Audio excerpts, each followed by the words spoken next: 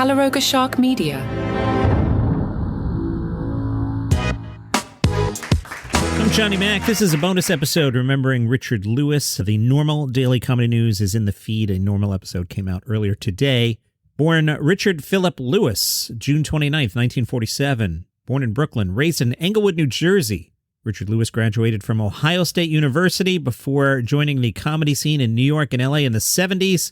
There he worked with stars like Andy Kaufman, Richard Belzer, and Elaine Boosler, swiftly becoming a favorite on late-night TV, including Johnny Carson's Tonight Show.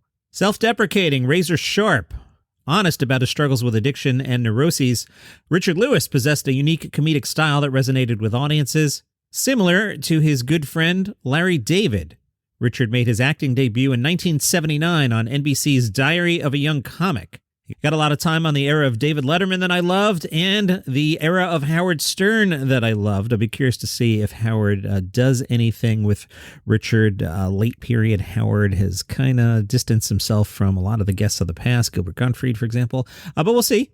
By the mid-1980s, Richard Lewis was being cited as part of a group of self-reflective comics that included Richard Pryor, George Carlin, and Lily Tomlin. Journey Gunderson is the executive director of the National Comedy Center. In a statement, Journey said, his work exemplified and anticipated the deeply personal, raw, introspective, and yes, neurotic tone that has come to color so much contemporary comedy. HBO appearances in 1988, 1990, and 1997, a sitcom alongside Jamie Lee Curtis called Anything But Love. One called Hiller and Diller with Kevin Nealon. I don't remember that. And also a Don Rickles one I'll talk about in the second half of the pod. Richard Lewis estimated he had about 20,000 pages of jokes on his computer. Early in his career, he scribbled them on legal pads. When he appeared at Carnegie Hall in 1989, he appeared on stage with 6 feet of yellow sheets taped together on the floor for reference. Wait, did Jerry Seinfeld rip that off? Jerry kind of did that. We'll dive into that a different day. Film roles include roles in Leaving Las Vegas in 1995, Robin Hood Men in Tights, Drunks, and of course the notable run on Curb Your Enthusiasm.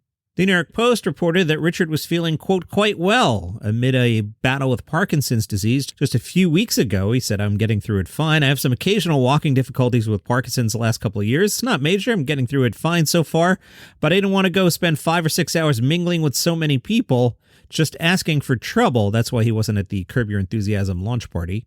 I just wrapped a couple weeks ago, season 12 of Curb, and it was an amazing season. I'm so grateful to be part of that show. But the last 3.5 years, I've had sort of a rocky time.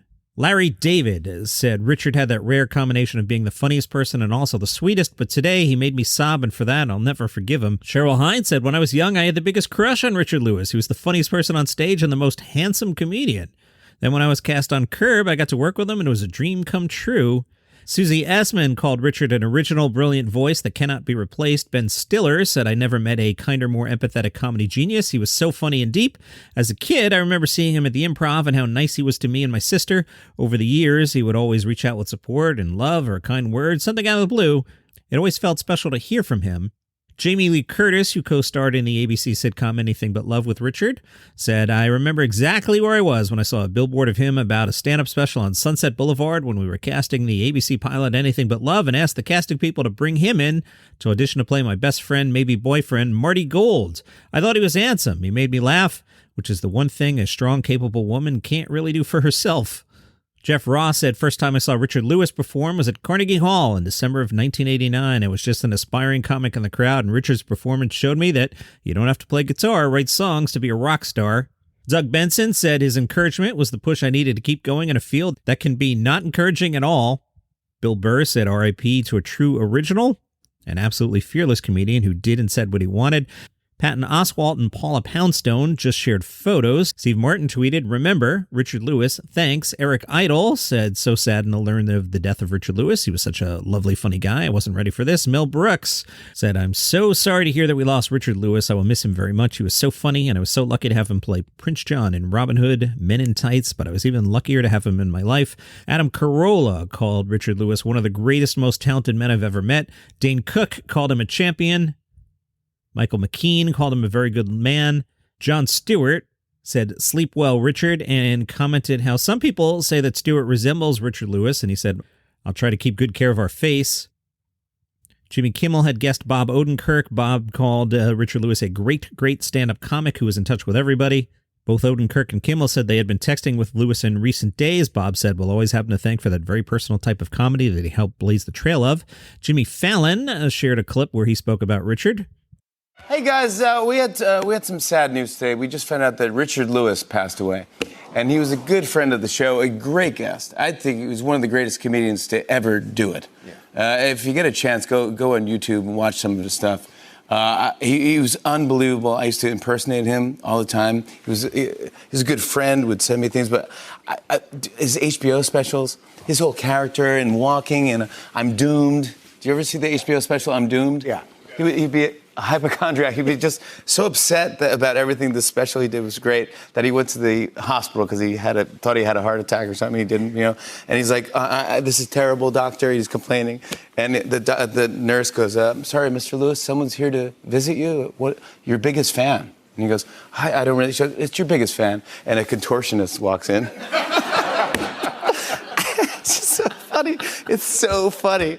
Yeah, and you might know him also from Curb Your Enthusiasm. He was fantastic. I just think he's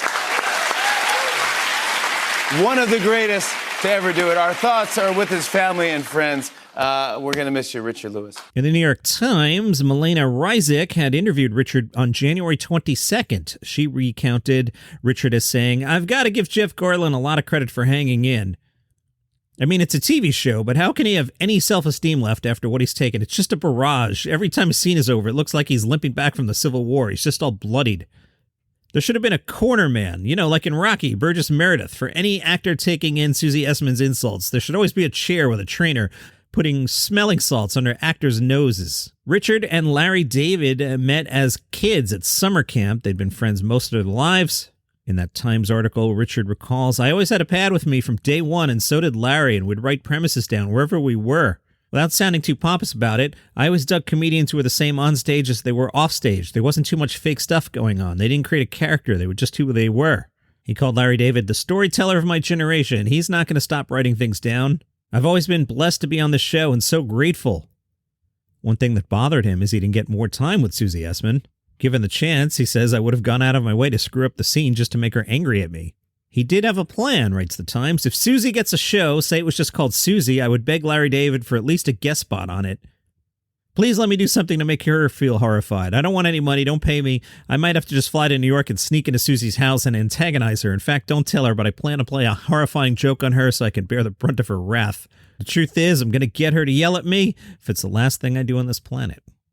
For the weekend, I wanted to see if there were enough articles about Richard from back in the day, and surprisingly, there aren't that many. I don't know if he didn't do many interviews or if they didn't make it through the archives. I found a few things around 1993's Daddy Dearest, which was not reviewed well, but in the spirit of comedy, let's dive in here. From the LA Times in 1993, in Daddy Dearest, Richard Lewis portrays a divorced psychologist whose life becomes complicated when his overbearing and combative father, played by Don Rickles, suddenly moves in. All right, that sounds like it would be a good premise, right? I mean, isn't that just the plot of Frasier? Richard Lewis plays a divorced psychologist and his father moves in, right? That's Frasier. Oh, what a different time this was. The LA Times writes, Rickles, who's touring the country with Frank Sinatra, sat with Lewis and chatted about the show. Richard Lewis says, Don's long been one of my icons in comedy. Years ago, I had a notion that I wanted to work with him. It's been a long trip and journey to get to the show. I can't imagine being happier working with anybody else. Rickles said, yeah, I'd pretty much go along with that. Richard was really the one who made this thing come together. I had not thought about a TV series at this point in my career. I was involved with Vegas, gambling towns, theaters, and so forth. The Times said, Don, does it enter into your mind that Richard, while not exactly your boss, is more or less in charge? Rickles said, yeah, he reminds me of that all the time. According to him, I was out on the highway face down being rolled by four guys. This man comes along and reminds me every day that he's the boss and he found me and I got to kiss his you-know-what to keep him amused. Richard said, but if I don't meet Frank Sinatra before the 12th episode, there's going to be a problem because I'm the co-executive producer and I have the right to fire Don. Rickles, the only way you're going to meet Frank is to throw yourself in front of his car. And if I know Frank, he'll keep going. LA Times, Richard, you seem frustrated by recent questions about Don's jokes on the show that Don Rickles' character insults people in ethnic groups. Wow, we were canceling people way back then. Richard Lewis said, there are a tremendous amount of comedians who subject matter stereotypes in a mean-spirited way. There's an unbelievable difference in what Don Rickles does as a comic. Unlike many other comics who say, you're different, I don't like you, I shouldn't be with you, I shouldn't be in your neighborhood. It's the exact opposite. The deal is Don's character, and let me stress that this is a character, is politically incorrect. It's almost as if we're talking about Shane Gillis. But you realize he's a teddy bear. One of the reasons I'm working with one of my idols is because his character's so right on the money to educate, as well as perhaps being one of the funniest people in the whole universe. Again, from 1993, Don Rickles, you've done this type of comedy for so long, does it frustrate you that just years ago this kind of humor was okay?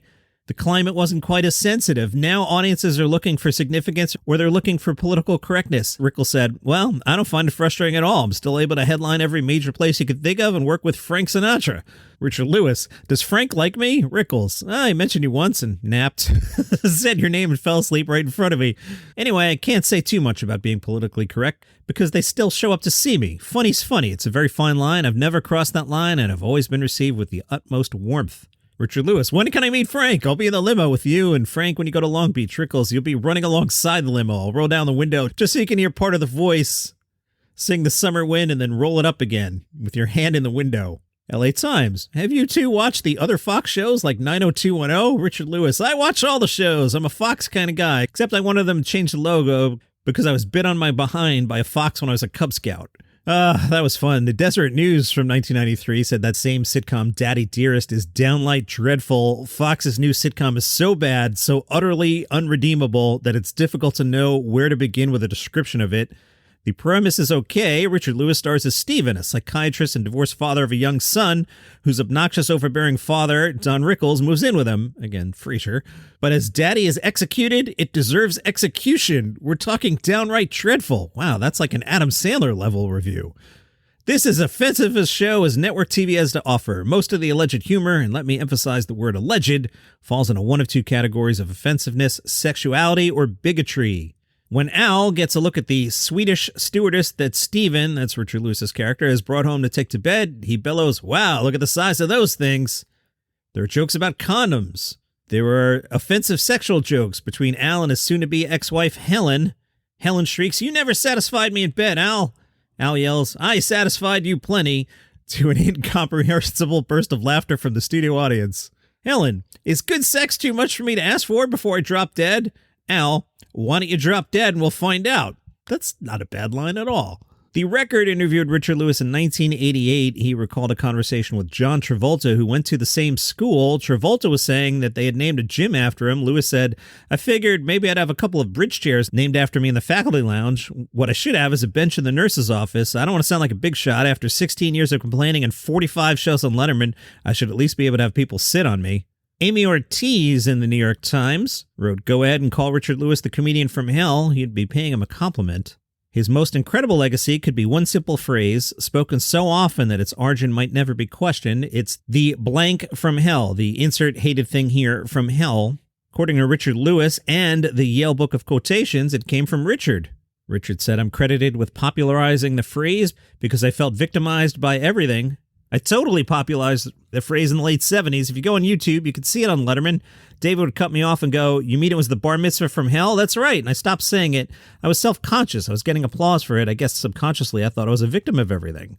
Bartlett's familiar quotations did not give Richard credit for the phrase, which became a storyline during season 3 of Curb. The episode from 2002 weaves in Richard's attempts to get it in Bartlett's. He said it was a real solid for Larry to do that for me. That really immortalized it in some respects. And I will leave you with a clip from the February 18th episode of Curb Your Enthusiasm, where Richard talks about leaving Larry in his will.